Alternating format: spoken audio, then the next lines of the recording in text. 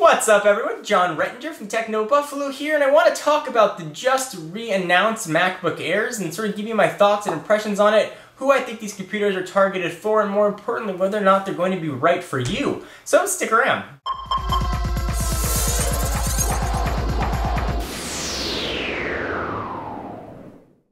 So the redesigned MacBook Air, much like the model it replaced, is a very polarizing product. Some love it, some hate it, and some maybe sort of in between. So I want to go ahead and run through the specs first and then talk about who these are targeting. So they're going to come in actually 4 configurations, 2 screen sizes, 11.6 and 13.3. Let's start with the newest form factor, 11.6 inches.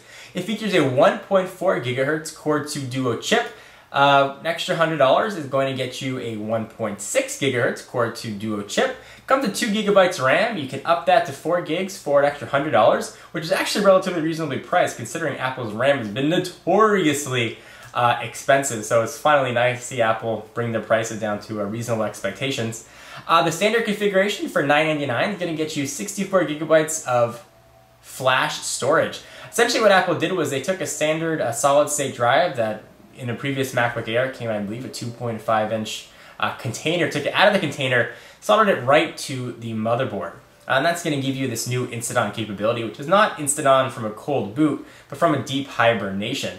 And you can upgrade that to 128 gigabytes if you want to sort of jump to the next model, which is going to be $1,199. And this whole thing is going to weigh 2.3 pounds. It's going to give you 5 hours of supposedly actual use battery life, which is pretty long for a computer that size. Now it gives you an extra USB port, so it brings a total of 2, which sort of addresses one of the major complaints with the original MacBook Air. It's got a screen resolution extremely high, actually higher than the outgoing 13-inch models that are replaced, of 1366 by 768, so really high-res screen, and they all feature the NVIDIA GeForce 320M. Jumping up to the larger model, the 13.3, you're going to get a 1.86 gigahertz processor, standard, 128 gigabytes of flash memory for $12.99. You can up the RAM if you want for $100.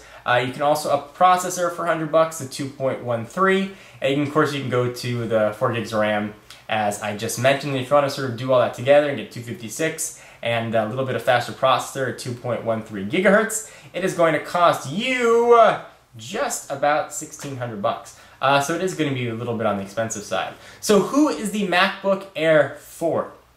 In this era of Core chips, so Core i3, Core i5, Core i7, the MacBook Air certainly doesn't keep pace with the faster laptops on the market. I think really the sweet spot is that 11.6-inch model, which is going to be ideal for students and business travelers.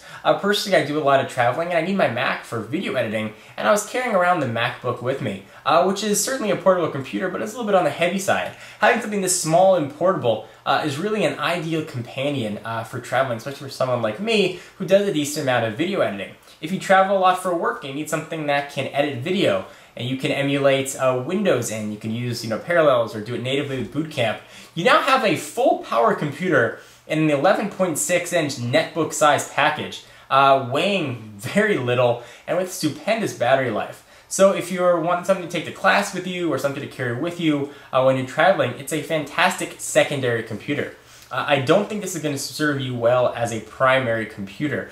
Certainly it does have a Core 2 Duo chip, which will make it decently powerful. The NVIDIA graphics is going to be usable, and it's going to sort of take care of your regular graphics needs. But as an everyday powerhouse, you're going to sort of run into, I think, a storage bottleneck as well, sort of maxing out at 128 gigs on that 11-inch model. If you can live within its limitations, however, the MacBook Air may serve you if all you're looking to do is regular email, do some web browsing, maybe check out some YouTube videos and play an occasional light game like World of Warcraft on some low settings. The MacBook Air actually may be a pretty decent computer to bring with you, and it can power the full 27-inch Apple Cinema display right from that little 11.6-inch screen.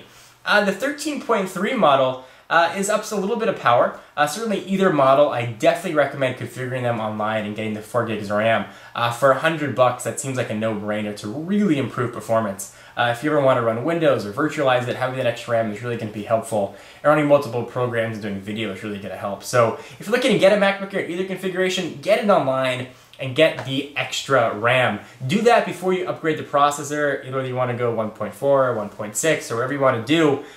Really go for the RAM first. The 13.3, I'm not necessarily sure who that's targeting. I think the MacBook Air now is sort of teetering on that netbook line at entry point of $1,000, $1,100 after you upgrade the RAM. It's about $400 to $500 more than a standard netbook. But you are getting much more features than you would get on a standard netbook, much more usability than you get with an Atom processor. So I think it's really going to improve the longevity of the computer, where you might have to pick up a new netbook after a year and a half because it's just slow and isn't working, especially if you're trying to do a decent amount of video watching or HD streaming. The MacBook Air is really going to serve you. 13.3 inch, if you're still a business traveler, you're a student, you want something a little bit larger, it may be not a bad option. It's sort of now in a power line with the entry-level MacBook, the white plastic one, certainly par for par and spec for spec. It's very close and certainly weighs much, much, much less and is a little bit smaller. So sort of the short-winded answer here, the MacBook Air is going to be perfect for you if you are a business traveler or a student or someone who demands portability. Wherever you go, you're going to get a computer that's going to be able to do all of your everyday computer tasks, including HD video streaming.